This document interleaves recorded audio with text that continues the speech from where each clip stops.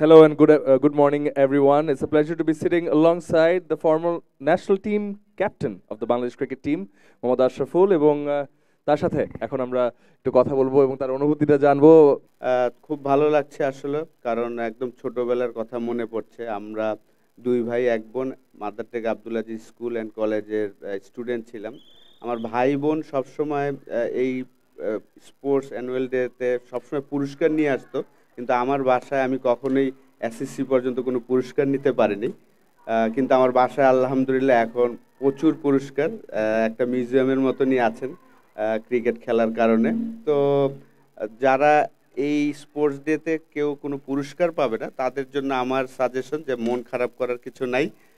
স্বপ্ন দেখতে হবে, এবং যেই স্বপ্নটা দেখবে ওইটার পিছনে অনেস্টভাবে কাজ করতে হবে, তাহলেই হয়তোবা তুমি তোমার বাসায় অনেক পুরস্কার পেতে পারবা ইনশাল্লাহ। আমি একবার একটা মজার ঘটনা বলি আপনাদের সাথে, যে আমার হাইট তো ছোট ছিল, তো আমি তখন ক্লাস 8-এ পড়ি, কিন্তু আমি 6-এর স্টুডেন্টদের সাথে আর একটা রানিং 200 না 400 মিটার একটা রানিংয়ে ফার্স্ট হয়েছিলাম।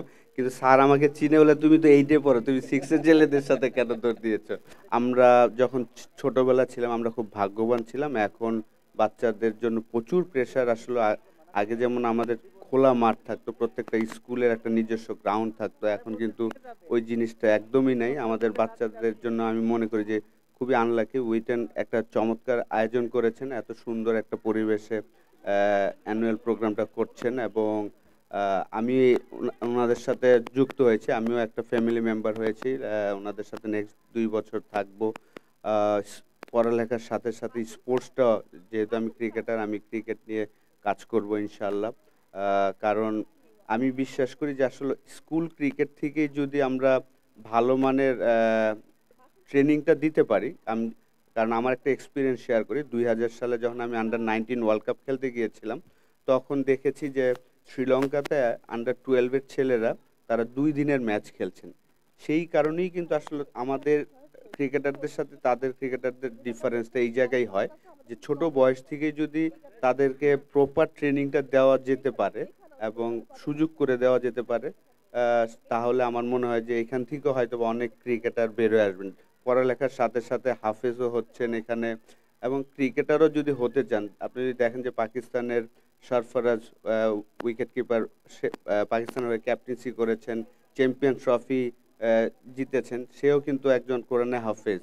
তো সেই জায়গায় আমার মনে হয় যে ধন্যবাদ দিব যে আমাকে এখানে ইনভলভ করেছেন। আমি চেষ্টা করব আমার খেলার এক্সপিরিয়েন্সটা শেয়ার করার জন্য, এবং সাথে সাথে ভালো মানুষ হওয়াটা খুব ইম্পর্টেন্ট। সন্তানদের আর ছেলে মেয়েদের বলবো যে বাবা মার কথাটা শোনাটা খুব ইম্পর্টেন্ট। ওনারা যা বলেন, টিচার যেমন আমি কিন্তু সবসময় ওয়াইজ স্যার আমার কোচ, উনি উনি কি উনি যেন আমাকে পছন্দ করে, সেটা আমি চেষ্টা করতাম যে স্যারের প্রিয় স্টুডেন্ট যেন হতে পারি।